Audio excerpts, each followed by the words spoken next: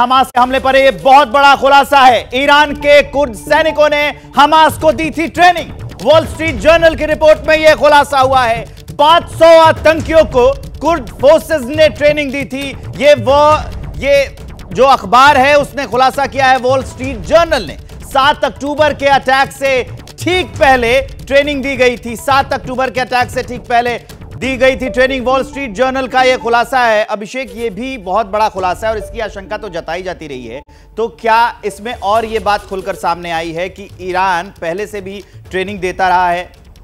ये एकदम क्लियर है कि ये इतना बड़ा अटैक हमास के बस की बात नहीं थी। ये तो एकदम क्लियर है, क्योंकि अगर हमास के ही बस की बात होती तो हमास का तो जब से गाजा पट्टी का कब्जा किया हमास ने, तब से उसका इकलौता मकसद यही है कि इजराइल को खत्म करना, इजराइल पे अटैक करना, लेकिन आज तक नहीं कर सका है। तो ये इसके पीछे की कहानी ही ईरान की ओर ले जाती है कि ये पूरी ट्रेनिंग देना और ट्रेनिंग के साथ में जरूरी हथियार देना, फाइनेंस देना, ये सारा ईरान का है। और देखिए, ईरान की इजराइल की ओर से ये बातें कही जा रही हैं।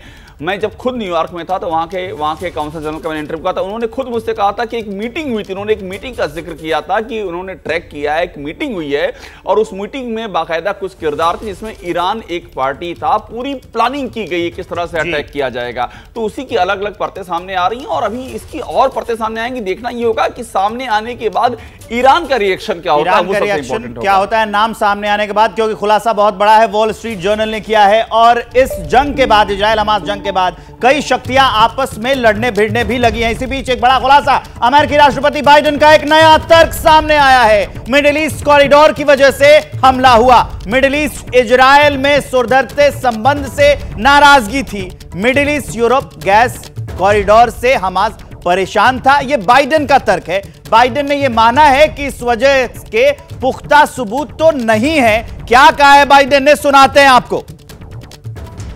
Convinced one of the reasons Hamas attacked when they did, I have no proof of this, just my instinct tells me, is because of the progress we were making towards regional integration for Israel and regional integration overall.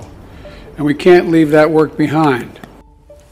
Ashish Kumar Singh हमारे साथ बने हुए हैं। Ashish Kumar Singh, Biden का जो तर्क है उसमें कितनी जान है, और यह भी बताइए कि ये कॉरिडोर क्या है जिसकी वजह से हमास परेशान है?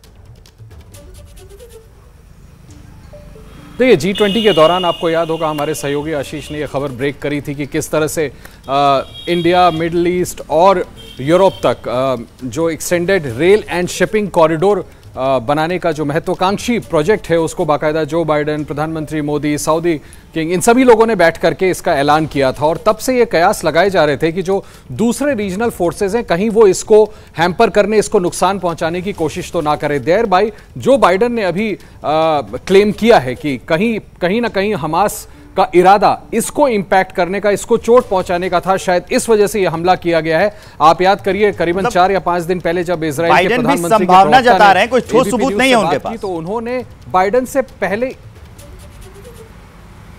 नहीं, I am coming to it, मैं आपको यही कह रहा हूं कि इजराइल के प्रधानमंत्री के प्रवक्ता ने भी ये बात खुल के कही कि हमारे पास इस बात के कॉन्क्रीट साक्ष्य हैं, प्रूफ हैं कि हमास ने जो ये हमला किया है इस पर्टिकुलर कॉरिडोर प्रोजेक्ट को नुकसान पहुंचाने के लिए किया है। देखिए, इन चीजों को अभी सामने नहीं रखा जा रहा है। मुझे लगता है कि बहुत सेंसिटिव एविडेंसेस होंगे, लेकिन जब ये खुलासा होगा तो और भी कई आयाम इस युद्ध के जुड़ेंगे और पता चलेगा कि आखिर ये इतना बड़ा हमला क्यों हुआ कि दो अभी भी टकरा रही हैं महाशक्तियां।